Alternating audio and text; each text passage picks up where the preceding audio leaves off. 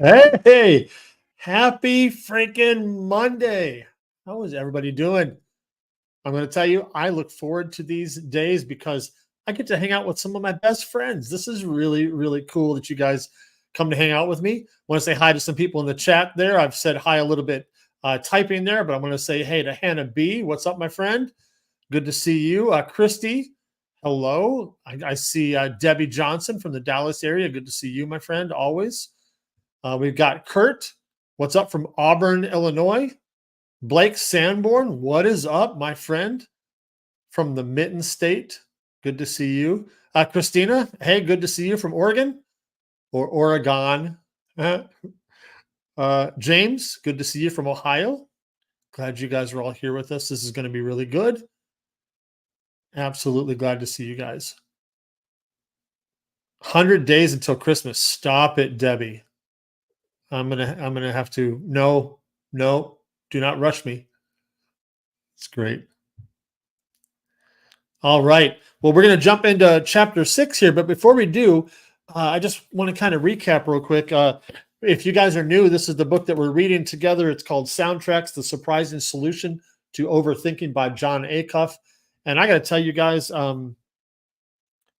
I don't think I'm alone on this, but I knew that I needed help with this when I started reading the book. I knew it before I started reading the book. And as I started writing out new soundtracks for myself, I started realizing all the things he's talking about.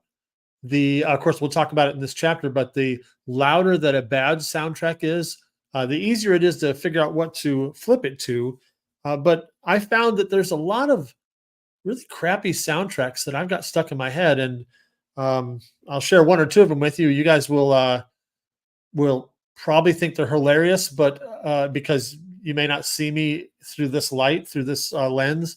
But a lot of us have trouble when we see ourselves through lenses that don't make sense, right? One of the things I love more than anything in the world is teaching, and yet one of the soundtracks that I need to break, that I need to get rid of, is that somebody's not going to like my teaching. Someone's going to be critical of my teaching. And I think that's probably not uncommon, that in the areas where we're most gifted, we're also most vulnerable. Can anybody else identify with that? Because I know I know the things that I'm really good at, but also those are the areas that I struggle with the most. And I get more joy out of teaching than just about anything else. But I also I get hurt more by things that people say about teaching than anything else. Anybody out there know what I'm talking about? Maybe your issue is a different thing. But I've been having to rewrite some new soundtracks regarding teaching, regarding business, regarding charging people for my services. It's pretty hilarious because I know the truth, but I struggle with the truth. You know what I mean? You guys have all of a sudden gotten quiet in the chat. That usually means somebody's just thinking, so that's okay. But tell me if you identify with any of those things. So I'm working on those soundtracks myself, and this chapter 6, is titled "Don't Fight It, but Flip It." Don't fight it, but flip it. And we'll start. We'll start there. Don't fight it, flip it. Chapter 6. Yeah, Kurt says the things that we are good at become a challenge because we're so critical of ourselves. Dead on, my friend, right there. And I can be so critical of the thing that I'm really good at, and it will sometimes be the paralysis of analysis that gets me, right? I will want to make something perfect, and in doing so, I don't execute at all. So it's kind of silly, but it's true. And so that's one of the things that I've got to work on. So let's talk through chapter 6 together. I'd love to hear your thoughts at any time, whether it's the part that I'm currently reading about as we walk through this, or any part in the book or in the chapter. So feel free to just share your thoughts in the chat there as we go. And I will keep this right at 30 minutes or less just to respect your time. But I think this is going to be a great chapter to talk about. Chapter 6, don't fight it, flip it. He starts out with this pretty scathing kind of commentary on this horrible boss that he had. And he talked about how the boss wouldn't let him go to the bathroom during work hours. He had a timer on his desk that would time how long he'd been at the bathroom, that kind of thing. And he describes just how horrible this guy is. And he even says that one year they raised the company's revenue by 48 times. Let me repeat that because it sounds made up. We increased revenue by a factor of 48 times. Know what he said when he found out? Should have been 50 times. We didn't have a party to celebrate. No one cheered in the office. I asked him if we could get a cake for the break room, and he said, "Do you think Elon Musk is eating cake right now?" How do you even answer a riddle like that? I trudged back to my desk and moved to the next project. He just goes on and on about how horrible this boss was. And then he said, I said something I said 1,000 times before, this guy sucks. I have to quit. There's only one problem, one small wrinkle in my escape plan. The bad boss in this story was me. And he talked about how he just was listening to just horrible soundtracks that he's learned from the world, from other people. And he was that boss that he couldn't stand. He said, I was the one with the stopwatch on my desk to monitor bathroom breaks. I was the one who tried to listen to 25 educational podcasts a month. I was the one who would dock myself 90 seconds if I went to the kitchen to grab a coffee just to make sure I wasn't stealing time from who? Me? The company? None of it made any sense, but there really wasn't much of a mystery. I was the terrible boss because I was listening to terrible soundtracks. I was a terrible boss because I was listening to terrible soundtracks. I kept hearing things like, you've got to get ahead. Other people are doing so much better than you. If you take a 10-minute break, you'll lose all of your momentum. You should be doing so much more. This whole thing could fall apart at any second. This situation wasn't new to me. I'd wrestled with this bad boss idea for years. My wife pointed it out when I first started the company, but it felt too tangled and difficult to really do anything about. It wasn't until I first started exploring my overthinking that things began to change. It wasn't overnight. It wasn't instant. How could it be? You can't quit any terrible job and leave a bad boss in the dust unless you work at home and the boss is you. How would I storm out after turning in my notice to myself? How would I flip myself off? How would I peel away in my car in a blaze of glory in my own driveway? The process of becoming a better boss wasn't that dramatic. I just started looking at my soundtracks related to work. There were a dozen different ones playing, but they were all saying roughly the same thing. The only way to be successful is to be hard on yourself.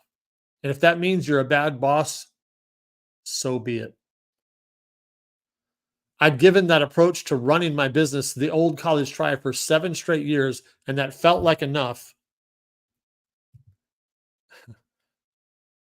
When I retire old soundtracks, I often say out loud, that's enough of doing it that way. Let's try something different and see what happens. And boy, that's a point that we all need to come to, and hopefully we come to there sooner than later. The point where we say that's enough of doing it that way. Let's try something different and see what happens. So I thought that was really good. He talks about that afternoon in the driveway. I asked myself a simple question: what would the best boss do right now? The answer was not difficult to find. In that exact situation, the best boss would say, you've been out of town for a few days. It's 5 o'clock. Go home to your family. You've already worked a really full day. Oh man, this whole section just hit home for me.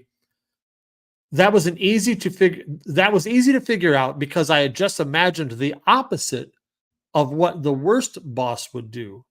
And you can do the same thing right now. If you want to create a new soundtrack, pick a broken one that's loud and flip it upside down. You've identified a few in this book. Look at those and imagine what listening to the opposite of all of those soundtracks might feel like. You don't have to brainstorm. You don't have to dream. Just imagine a coin. On one side of it is full of thoughts that aren't true, helpful, or kind. If you flipped it over, what would the other side say? The louder the broken soundtrack is, the more obvious its opposite is. Let me say that again. The louder the broken soundtrack is, the more obvious the opposite will be. That's right, Katie. That's really good. Um, if it's not been working, what could hurt by flipping it and trying the positive, right? And if I can flip that one around, uh, how amazing could it be? Not just what could hurt, but how amazing could it be if we flip it around? So if you want to, the louder the broken soundtrack is, the more obvious its opposite is. That was really good. He talked about a couple who changed their relationship with money by flipping one word. We renamed the emergency fund to opportunity fund and began thinking about that cash savings in a different context. Instead of emergency fund, change it to opportunity fund. That's so good.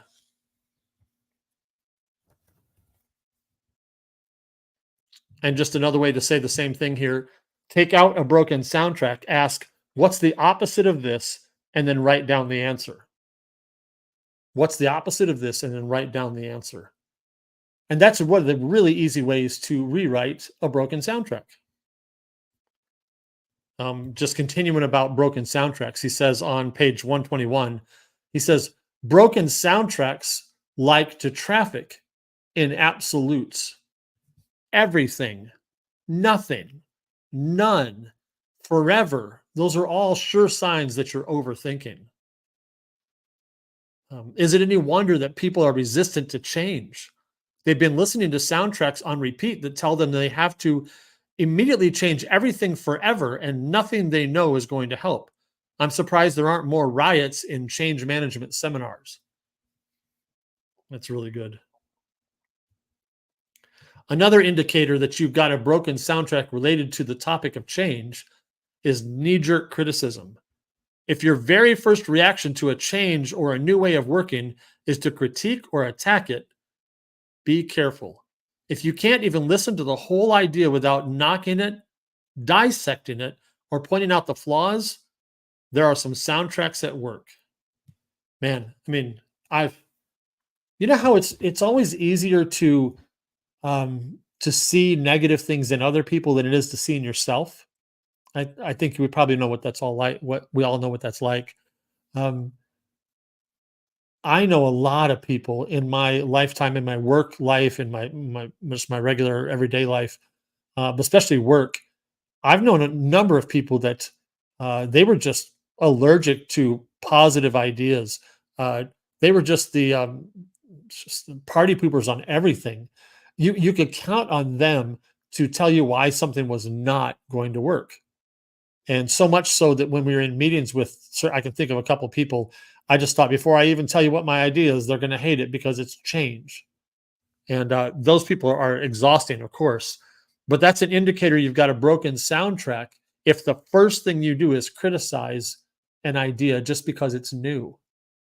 And I know that that's something that I get frustrated by, and occasionally I do it myself, but I really get frustrated by people who do it. And this next quote right here on page 121, I love this. What's the opposite of criticism? Curiosity. Let me know in the chat. Has anybody out there watched Ted Lasso before? My wife and I watched the whole series. We loved it, and we're watching through all the seasons again right now. And tell me before I go on, tell me who's watched Ted Lasso before. If you think it's about soccer, you're completely wrong. I don't know, about football. Sorry, football. Um, yeah, Katie, right. It's like someone asking for help in a Facebook group, turning down every single suggestion and wallowing in the negative. But we can't be that person. We have to be open to positive. Oh my gosh, Katie, this happens to me all the time. I know it does you too. I spend several hours a day going through different Facebook groups looking for people to help. And I can't tell you how many times a week, several times a week, where I see somebody who needs help, who's asking for help. But when I watch the way that they respond to people, I realize this is going to be, and if I can use this phrase from the Bible, it's pearls before swine. I realize that these people are just going to have a negative reaction to anything I say. So it's going to be wasted time with me trying. So several times a week, I just decide I'm not going to answer that person because all they're going to do is reject whatever it is I say. They're going to criticize it. They're going to tell me why I'm wrong. And it makes me think, I don't know why you're out here asking for help if you're just going to turn down all the help you get. But they are definitely just negative Nellies. They just not fun to help at all. But Ted Lasso, there's a clip in there where he's playing. He's in a pub and he's been challenged to play a game of darts. He's been challenged by this horrible person who owns who used to own the team that he now works for. And hey, what's up, Laura? Good to see you. And he the guy challenges Ted to darts, thinking that he's going to just destroy Ted. He'll be really easy pickings. And after they make this wager that's pretty big, Ted he throws his first dart and he hits a great shot. And he tells this little story about how people should be curious. And he talks about, and he says that if people were curious, they would have said, Ted, are you any good at darts? In which case I would have said, yes, sir, I am. Every Sunday afternoon from age 10 to 16, when his dad passed away, he would play darts every Sunday afternoon at a local sports bar. And so he was really good at darts, but people were critical, not curious. And so that's what immediately reminded me of this quote here of what's the opposite of criticism is curiosity. And I'll just read a little bit right around that quote there. It says, what's the opposite of a dismissive statement like, that will never work here? A curious question like, I wonder how that could work here. The words aren't all that different, but the results are. And I'll tell you, when I'm helping people throughout the groups, there sometimes some people are quick to be negative. And what's really funny is they are negative about things they've never tried, so they couldn't possibly know. And all the time, they're actually talking to somebody who has done it, but they're still talking like they know what they're talking about when actually they don't. But they're not curious. They're critical. And I'll be honest, critical people can be very exhausting. And at some point or another in our lives, all of us are critical people. And we should learn to be curious about things that relate to ourselves, especially. But then he says, we're focused on your first reaction to a new idea. That's what we're talking about, is your first reaction to a new idea. What would happen if you changed the soundtrack, change is scary, and swapped it out with curiosity beats criticism? What if you wrote that down and looked at it every time you got invited to a meeting where new ideas were discussed? It's really, really good. What would happen if you replace the soundtrack change is scary with curiosity beats criticism? I love that. Love that.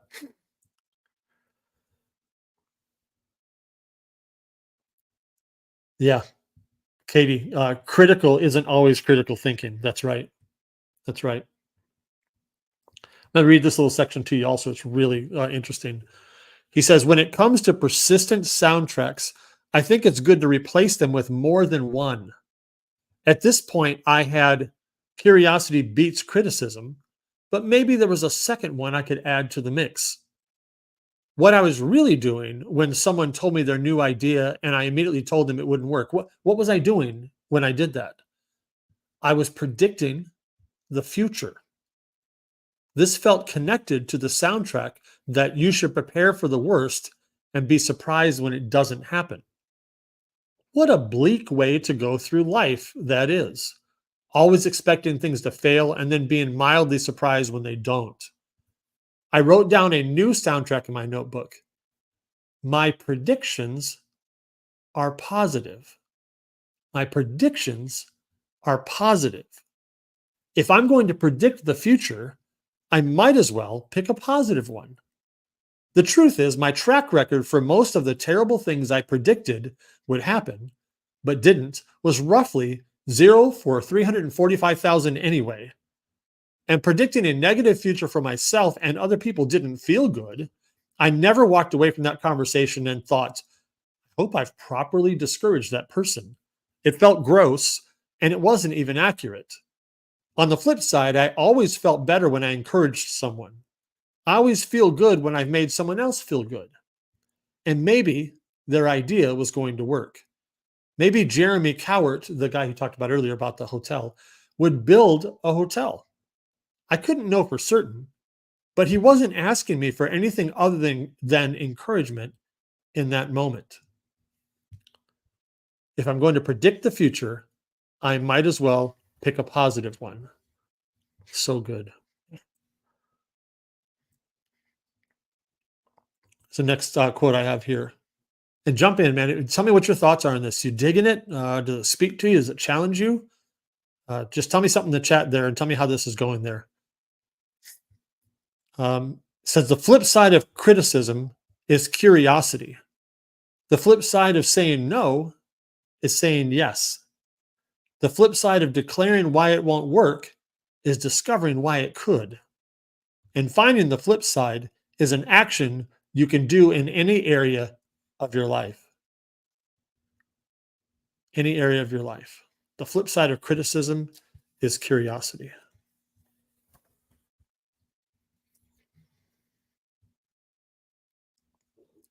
Yeah, Hannah, I'm glad that's speaking to you.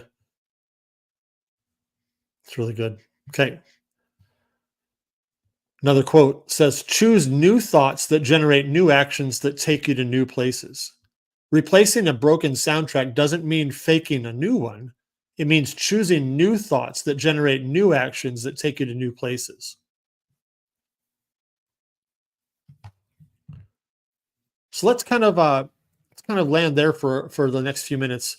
We need to choose new thoughts that generate new actions that take us to new places, because when you think about the soundtracks that we have that have not been working, the negative ones, just say the obvious. The question that we all love to say is, how's that working for you?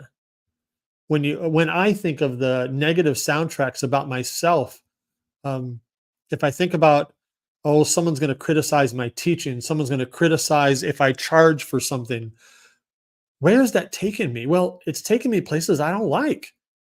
And so I need to choose new thoughts that generate new actions, because the places that these soundtracks have been taking me are not the places I want to go. There's a book that I read years ago. I need to come back and read it again, called The Principle of the Path.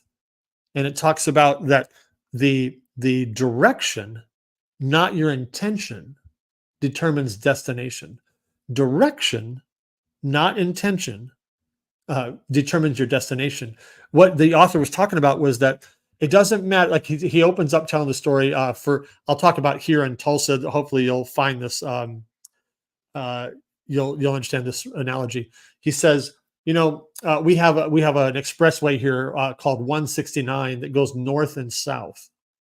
And if I get on 169 and go north, it does not matter how much I intend to end up on the East Coast. 169 does not go east and west, no matter how much I intend to go there. And all too often, we jump on a way of thinking. We jump on some thoughts, some attitudes, some soundtracks, and we think, oh, well, I intend to be successful. But some of the things that we are doing do not take us there. And it doesn't matter how badly or how much we intend something good. It's direction, not intention, determines destination. And so I think that in a lot of ways, that's what this book is talking about, is that some of our soundtracks will not get us. They will not generate new actions that take us to new places. They only generate old actions that take us to the same places we always have been. And so it's time for us to write new soundtracks, jump off of 169 north, and if we need to go east and west, jump on a different one that goes east and west. I'll use one more quick example for those of us who are parents, who are older than, they're older than our kids. Obviously, that's the way that works. But sometimes you'll have your kid doing something and you say, and they say, oh my gosh, I had no idea this was going to happen. And as a parent, you look at it and you say, there's actually no way anything else would have happened. This is the only place that that kind of behavior ends. But young people, sometimes they don't understand that. They say, well, I never meant to be here. Well, it doesn't matter if you meant to be here. That's where these decisions lead. And when I start thinking about some of the soundtracks that I've been letting myself listen to, I realize there's the place I want to end up with, the place I want to end up in. This soundtrack doesn't lead me there, so I can't be surprised when I don't land in the destination that I want. So hopefully, those examples mean something to you, connect with you. But choose new thoughts that generate new actions that take you to new places. If you keep doing the same thing you've always done, you'll get the same thing you've always gotten, right? So, yeah, don't fight it, flip it. Take that old negative soundtrack and write down something that's exactly opposite. All right. Yeah, Kurt, you say this chapter makes me think back to a previous job, and the I don't think this will work from company meetings is making me feel that I must have been a real jerk when at the time I thought I was offering constructive criticism. Man, that's insightful. That's really insightful. Hannah says, I would so much rather serve others and help their business be successful. I find a lot of joy in serving others. Girl, so do I. That's exactly what I do too. And you know what's funny is I find myself it's funny. I find myself listening to the dumbest soundtracks because things that I know are not true about myself, things that I know are not good and kind and true. Why is it? Why do we listen to those things?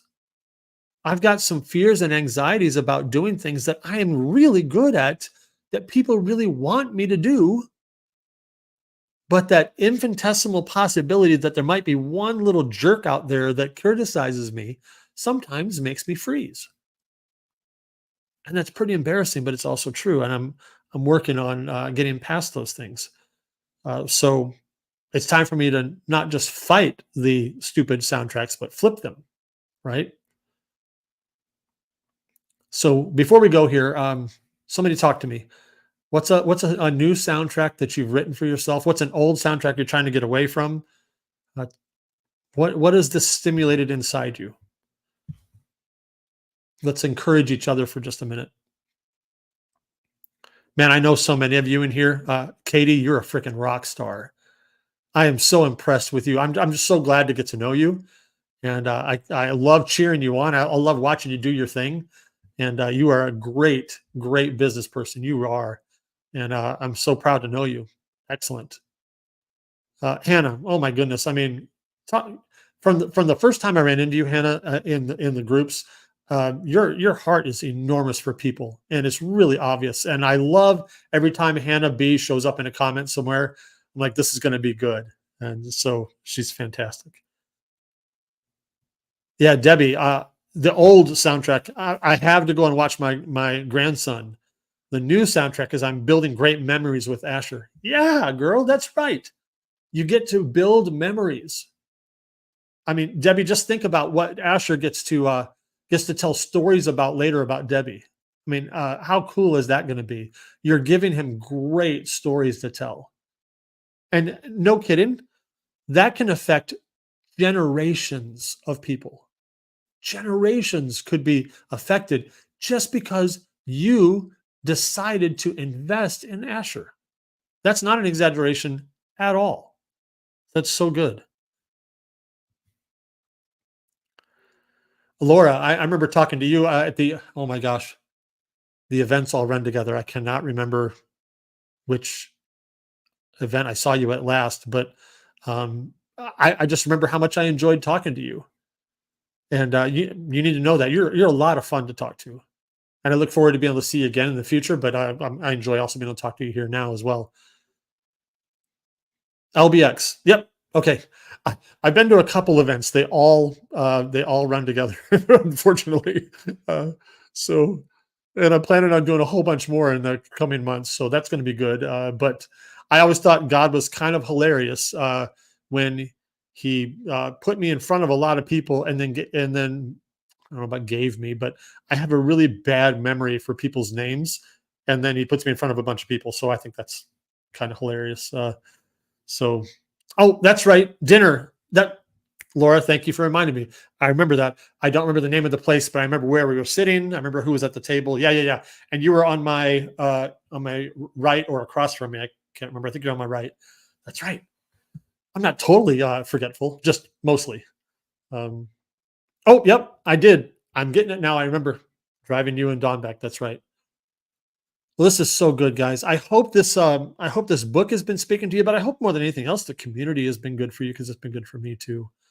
Um, this is great. All right, my friends. I always promise to try to keep it at 30 minutes. It's 8:31, so I'm going to let you guys go. But we have got. He did. I will say this real quick. He ended the chapter with this section called "Europe's Worst Blister," and he refers to going to Portugal and getting a blister on his foot that was the size of a pencil eraser, and he allowed that little blister to eclipse everything cool that was around him. And when we listen to stupid soundtracks, we have a tendency to let a little pencil-sized blister eclipse everything that's going on around us that's great. So we got to stop that crap, right? So next chapter is Zig Your Way to Positive Thinking. I'm going to let you know it's about Zig Ziglar, and that's going to be really great as well. This has been so good for me, and I appreciate you guys. Thank you very much. God bless you guys. Have a great Monday night, and I'll see you in, heck, I'm just about in all the groups, so I'll see you in one of them. Have a great one, and let's keep listening to good soundtracks and ditch the old ones. Have a great night, guys. I'll talk to you later.